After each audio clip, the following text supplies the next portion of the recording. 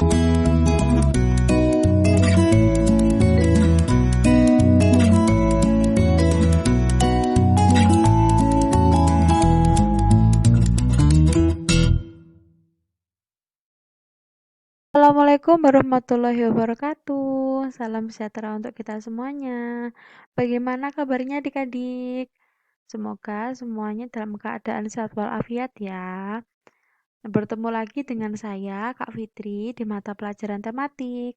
Pada pertemuan kali ini, kita akan belajar tema 4, subtema yang kedua, tentang pekerjaan di sekitarku.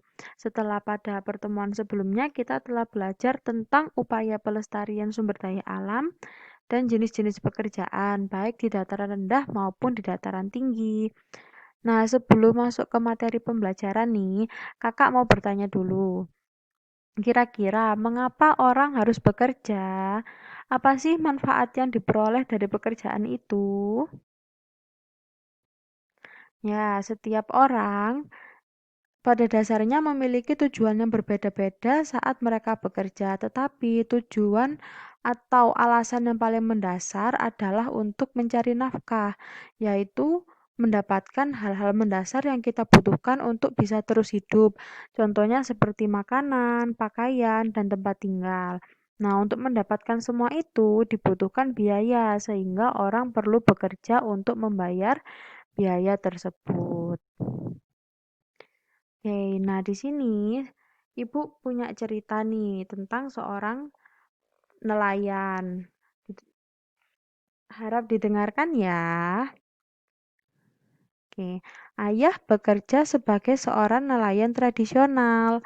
Ayah tinggal di kampung nelayan. Ayah pergi melaut pada malam hari. Nah, ayah membawa sampan dan jaring untuk berlayar. Saat berlayar, ayah harus menghadapi ombak dan badai di laut.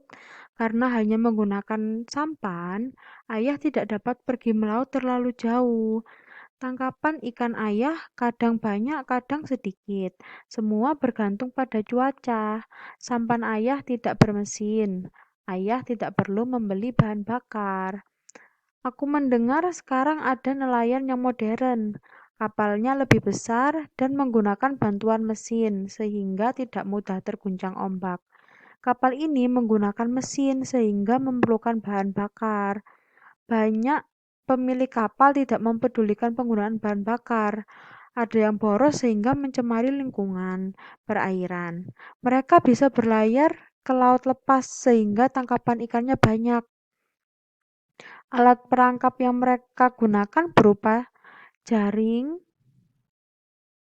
dan juga radar yang bisa mendeteksi kumpulan ikan. Bahkan ada yang menggunakan bom.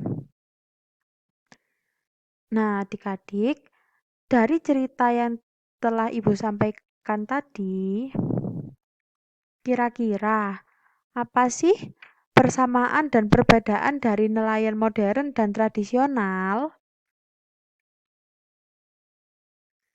Ya, perbedaan nelayan modern dan tradisional yakni mereka sama-sama menangkap ikan sebagai sumber mata pencaharian dan memanfaatkan sumber daya alam yakni laut untuk mencari ikan sebagai mata pencaharian utama mereka.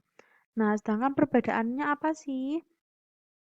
Kalau perbedaannya dapat dilihat dari alat yang digunakan.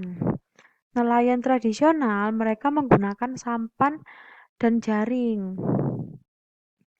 Nah, sedangkan nelayan modern mereka menggunakan kapal dan mesin untuk membantu menangkap ikan sehingga nelayan modern itu bisa pergi hingga ke tengah laut dan mendapatkan ikan yang lebih banyak daripada nelayan tradisional. Karena nelayan tradisional hanya bisa mencari ikan di tepi laut. Nah, yang kedua, tidak perlu membeli bahan bakar. Nelayan tradisional ini lebih mengandalkan angin dan ombak karena mereka menggunakan sampan yang tidak bermesin. Sedangkan nelayan modern perlu membeli bahan bakar karena mereka menggunakan perahu. Nah, perahu tersebut membutuhkan bensin untuk bergerak. Dari penggunaan bahan bakar ini, itu dapat menimbulkan limbah atau pencemaran air dan juga boros sumber daya alam, yakni bensin.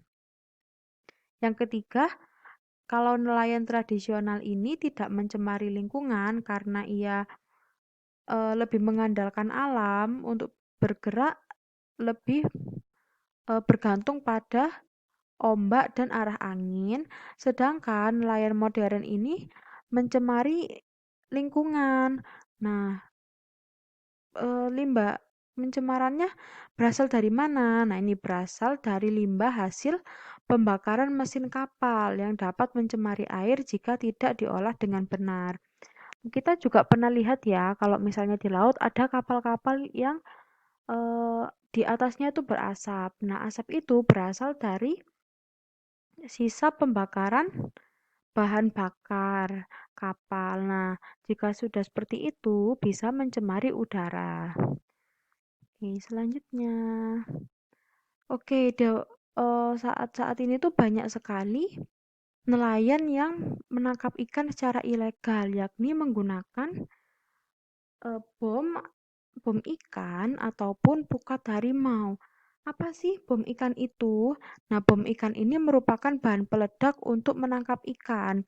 Mengapa dilarang? Karena jika kita menangkap ikan menggunakan bom, ini banyak sekali ikan yang mati sia-sia, seperti yang badannya sobek atau pecah. Jika sudah seperti itu kan tidak bisa dijual ke pasar. Kemudian ikan-ikan kecil juga akan mati. Ikan-ikan kecil kan tidak bisa dikonsumsi ya. Nah, ini juga merugikan. Kemudian merusak terumbu karang dan habitat ikan. Kalau misalnya pukat harimau, apa sih pukat harimau itu? Nah, pukat harimau ini merupakan jaring yang sangat besar yang dapat menjaring semua makhluk hidup di laut. Cara pengoperasiannya yakni dengan cara ditarik pada jarak yang panjang untuk menangkap ikan-ikan yang berada pada daerah yang dilewati. Mengapa dilarang? Karena sifatnya yang merusak, terutama jika dioperasikan di dasar laut. Nah, pukat harimau ini dapat merusak terumbu karang, dapat menimbulkan kekeruhan di dasar laut, dan juga bisa menangkap ikan-ikan yang bukan targetnya. Misalnya targetnya ingin menangkap ikan tuna, tetapi ternyata ada ikan nila yang tertangkap. Lah itu ikan nilainya bisa saja dibuang seperti itu. Nah, selanjutnya, adik-adik tahu tidak bagaimana prosesnya ikan agar bisa kita makan? Nah, ini coba perhatikan gambar-gambar berikut ini ya. Nah, ini gambar-gambar ini merupakan sebuah proses yang dialami oleh ikan dari yang awalnya ada di laut sampai bisa kita nikmati di rumah. Yang pertama, ini ada nelayan menangkap ikan di laut. Nah, kegiatan ini dinamakan kegiatan produksi. Apa sih kegiatan produksi itu? Kegiatan produksi ini merupakan kegiatan yang dilakukan untuk menghasilkan barang atau jasa. Nah, pekerjaannya yakni merupakan nelayan ya, yakni pekerjaan yang menghasilkan barang karena nelayan menghasilkan barang atau ikan yang bisa digunakan oleh banyak orang. Kemudian setelah ikan diambil di laut ini oleh nelayan, kemudian dijual. Para nelayan ini menjual atau melelang hasil tangkapannya di TPI atau tempat pelelangan ikan. Nah, tempat pelelangan ikan ini biasanya ada di pelabuhan atau di pangkalan pendaratan ikan. Di TPI ini, kita bisa membeli ikan dalam jumlah yang banyak dengan harga yang murah. Biasanya orang-orang yang membeli ikan di TPI ini merupakan pedagang ikan di pasar ataupun mereka yang memiliki restoran seperti itu. Nah, di dalam TPI ini biasanya terdapat juru lelang ikan untuk menjualkan ikan-ikan dari para nelayan kepada pembeli. Nah, setelah dilelang atau terbeli di pelelangan, ikan ini dikirimkan ke pasar-pasar Nah, di pasar nanti dibeli oleh ibu kita, seperti itu. Nah, ketiga kegiatan ini dinamakan kegiatan distribusi. Apa sih kegiatan distribusi itu? Nah, kegiatan distribusi ini merupakan kegiatan penyaluran hasil produksi berupa barang atau jasa ke dari produsen ke konsumen. Orang yang melakukan kegiatan distribusi ini dinamakan distributor. Seperti itu. Nah, yang kegiatan selanjutnya ya ini ibu sedang memasak ikan yang tadi sudah dibeli di pasar. Dan yang terakhir, kita bisa menikmati ikan yang telah diolah oleh ibu kita. Nah, namanya apa jika kita menikmati barang yang tadi sudah diproduksi oleh nelayan, ini namanya kegiatan konsumsi. Nah, kegiatan konsumsi ini bisa dikatakan sebagai kegiatan menggunakan atau menghabiskan nilai guna suatu barang. Jadi yang awalnya ada ikan, ya ada barangnya, setelah kita makan ikannya habis. Seperti itu. Nah, orang yang melakukan kegiatan konsumsi ini dinamakan konsumen. Seperti itu ya adik-adik. Nah, terakhir ini ada uji kompetensi. Setelah kakak jelaskan tadi, kakak minta kalian untuk mengerjakan soal-soal ini ya. Yang pertama, nah tuliskan persamaan dan perbedaan dari nelayan modern dan tradisional dalam bentuk diagram Venn. Nah, contohnya seperti ini adik-adik. Ini diagram Venn-nya ya. Oke, persamaannya misalnya nelayan baik nelayan modern maupun nelayan tradisional mereka sama-sama mencari ikan. Nah, persamaannya ditulis di tengah ini. Kemudian perbedaannya misalnya nelayan tradisional menggunakan sampan ditulis di diagramnya nelayan tradisional. Kemudian nelayan modern menggunakan kapal kita tulis di nelayan modern. Seperti itu ya. Yang nomor 2. Nah, menurut kalian, apa yang terjadi dengan laut jika semua nelayan menggunakan perahu yang besar dan perlengkapan yang modern? Kira-kira apa yang terjadi? Nah, yang ketiga, bagaimana seharusnya para nelayan mencari ikan supaya kelestarian ekosistem tetap terjaga? Yang keempat, selain nelayan, berikan beberapa contoh pekerjaan yang ada di sekitar kalian dan hasil dari setiap pekerjaan tersebut. Misalnya contohnya ya, petani dia menghasilkan beras yang bisa dinikmati oleh semua orang yang membutuhkan. Nah, yang kelima, dari kegiatan di atas, tuliskan tentang kegiatan ekonomi yang terjadi di dalamnya. Kegiatan yang tadi ya. Nah, yang ini kegiatan yang ini. Nah, ini kegiatan yang ini ya. Nah, tulisan adik-adik harus memuat ini. Pertama, jenis kegiatan ekonomi. Kira-kira jenis kegiatan ekonomi apa? Apakah produksi, distribusi, atau konsumsi?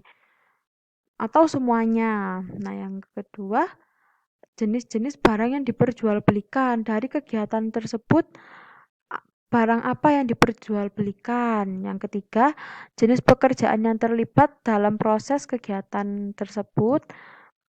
Dan yang keempat, hasil dari setiap pekerjaan. Oke, terakhir. Terima kasih. Sekian penjelasan dari kakak. Semoga dapat membantu kita semua untuk belajar.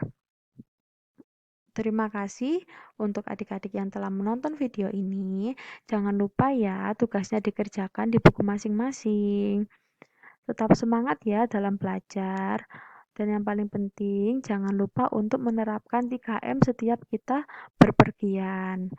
Jangan lupa untuk menggunakan masker, mencuci tangan dengan sabun dan air yang mengalir, dan yang terakhir menjaga jarak minimal 1 meter.